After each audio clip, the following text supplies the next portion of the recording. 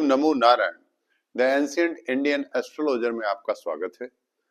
हम आज आपके समक्ष जो 10 वर्ग होता है, षोडश वर्ग होता है, उन्हीं वर्गों में से हम कारकांश लग्न का महत्व उन वर्गों में फ्रेम करते हुए बताना चाहते हैं। जैसे जब कोई जातक आता है तो अपने बच्चों के बारे में सबसे पहला प्रश्न उसका होता है, यदि उसे ऊंची प्रशासनिक सेवाओं में उसका मन है कि उसके लड़के जाएंगे कि नहीं जाएंगे। जैसे आईएएस, केवल मैं आज आईएएस की बात करूंगा।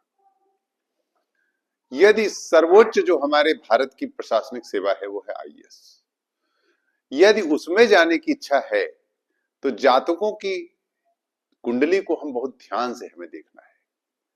हमें ये देखना है कि हमारा यजमान यदि भेज रहा है अपने जातक को, अपने बच्चों को, तो क्या उसके कुंडली में योग है।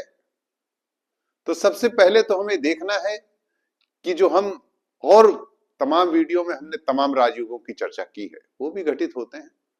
आज भी मैं उन्हीं में से, जब हमारे जो वर्ग हैं, जो पाराशरी जी ने हमारे वर्ग दिए हैं, उन सब वर्गों में कारकांश लग्न को लगा के देखना है कि कारकांश लग्न को कैसे हम उसमें फ्रेम करेंगे। जी हाँ, एक चीज मैं आपको ये बताना चाहता हूं कि जो हमारी कारकांश लग्न है वह कितनी महत्वपूर्ण है, और उसे ही हम वर्गों में जब लगाते हैं तो हमें बहुत सी चीजें मालूम होती हैं। कारकांश लग्न क्या होती है ये आप अच्छी तरह जान चुके हैं, पिछले वीडियो में चर्चा भी कर चुका हूं, लेकिन आज मैं आपको बता दूं, मैंने लिख रखा है, आप इसे नोट कर सकते हैं। कारकांश, आज का जो हमारा शीर्षक है, टाइटल है, कारकांश लग्न का दशमांश में केंद्र त्रिकोण में होना राजयोग। ये हमारा टाइटल है, आज का शीर्षक है। आत्मकारक नवांश में जिस राशि में स्थित है जाता है वही राशि कारकांश लग्न बन जाएगी। यानी जो सबसे हाईएस्ट डिग्री प्लैनेट है हमारा सबसे हाईएस्ट डिग्री प्लैनेट नवमांश में जिस राशि में जिस लग्न जिसमें जाएगा वही राशि कारकांश लग्न बन जाएगी।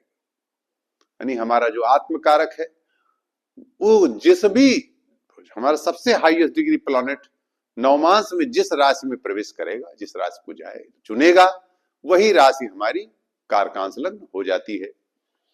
अब हमें यह देखना है कि वह कारकांश लग्न, आगे का जो हमारा बात है वो ये कहना है कि यदि कारकांश लग्न दशमांश में आप केंद्र त्रिकोण में पाते हैं, अगर किसी भी जातक की, जो आपको चार्ट दिखाने आया है, कुंडली दिखाने आया है मेरे ज्योतिष बंधु, तो उनकी कुंडली में क्या D10 चार्ट जब आप खोलते हैं तो वहां कारकांश लग्न केंद्र या त्रिकोण में है। यदि केंद्र या त्रिकोण में है तो निश्चित आप कह सकते हैं कि आईएएस ही बनेगा, आगे की बात नहीं, आईएएस ही बनेगा। यहां ये मैं कह रहा हूं। इस प्रकार मैंने 2 आईएएसों की कुंडली यहां दी हुई है जिन पर हम चर्चा करेंगे।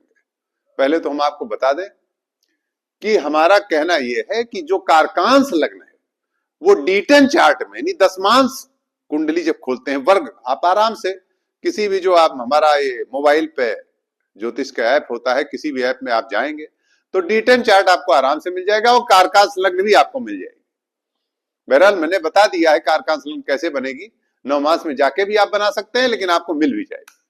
तो आप कारकांश लग्न को दशमांश में देख लें कि वो केंद्र में है कि त्रिकोण में।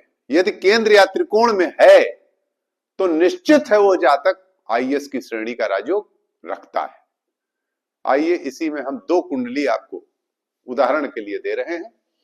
एक आईएएस है, अभी जल्दी ही युवा आईएएस है, मेरे ख्याल से 2011 या 12 में इनका सिलेक्शन हुआ है।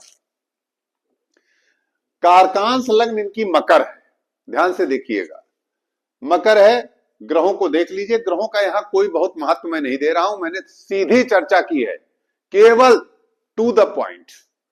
यहां पर ग्रहों की बात तो है, वो भी देखिए, ऐसा नहीं है कि जो मैं बोल रहा हूं वही, उसके साथ साथ अन्य राजयोग भी घटित होने चाहिए, मगर यहां मैं जो सीधी चर्चा कर रहा हूं उस पर मैं आपको बताऊं कि मकर लग्न है इनकी, कारकांश लग्न। अब अन्य ग्रहों को देख लीजिए आप, यहां पर दशमांश कुंडली में मकर लग्न है, यानी यहां भी मकर लग्न दशमांश कुंडली में भी मकर लग्न, यानी दशमांश कुंडली में कारकांश लग्न लग्न में ही बैठ गया, यानी केंद्र त्रिकोण का सिद्धांत लागू हो रहा है। यह जातक बहुत ही गरीबी, आप समझ लीजिए कि निहायत गरीब परिवार का, और इसने पहले ही अटेम्प्ट में क्रैक कर दिया आईएएस। इसीलिए मैं कहना चाहता हूं कि जबरदस्त राजयोग। इसी प्रकार एक और जातक हैं सीनियर आईएएस, जो प्रमुख सचिव रैंक के रहे हैं और रिटायर हो चुके हैं, और इन्होंने भी 23 साल की अवस्था में आईएएस क्रैक किया है। मैं उनकी कुंडली दे रहा हूं, जिनका कारकांश लग्न है तुला लग्न। इनकी कारकांश लग्न तुला लग्न है, और तुला लग्न इनका जो आत्मकारक है उसमें कारकांश लग्न खोलिएगा तो तुला है, और तुला में इसमें ग्रहों की स्थिति देखने की कोई आवश्यकता नहीं है, बहरहाल आप देख सकते हैं। देखिए इसके साथ और राजयोग और ग्रहों के होने चाहिए, वो हैं, इसके साथ और राजयोग होने चाहिए। अब आप देखिए दशमांश लग्न, देखिए कुंभ लग्न है, यहां से गिनिए 7 तुला लग्न, तो यहां से नवम यानी त्रिकोण में पड़ रहा है। ये देखिए ये त्रिकोण, ये त्रिकोण में, इस प्रकार से आप ये कह सकते हैं कि कारकांश लग्न तुला है, दशमांश लग्न में तुला त्रिकोण में पड़ रहा है, एकदम सिद्ध हो रहा है। इन्होंने भी 23 साल की उम्र में आईएएस क्रैक किया है और एक लंबी सेवा की है, प्रमुख सचिव, सीनियर प्रमुख सचिव रह चुके हैं।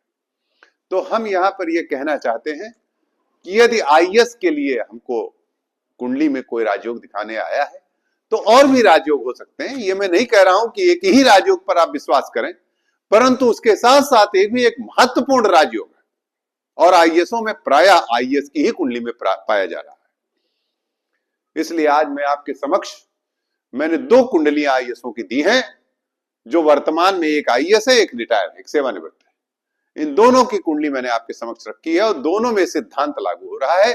आप भी इस सूत्र को अपने यजमानों पर लगा के देखेंगे और अपने कमेंट हमारे इस कमेंट बॉक्स में करेंगे। नमो नारायण।